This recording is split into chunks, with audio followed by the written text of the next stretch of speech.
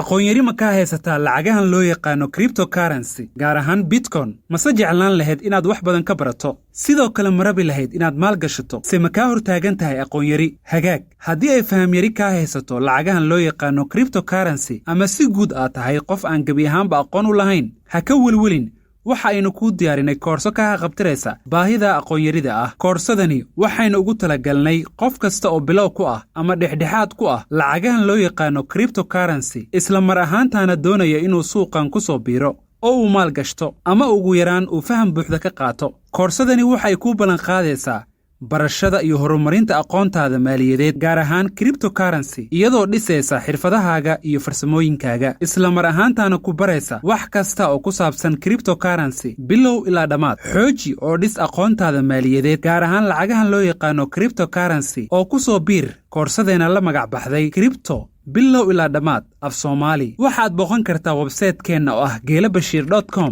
iska diiwaan geli halka ama nagala soo xiriir WhatsApp number-keenna oo ah +252 955 828 75 hadda bilow safarkaaga cusub ee ku aadan barashada cryptocurrency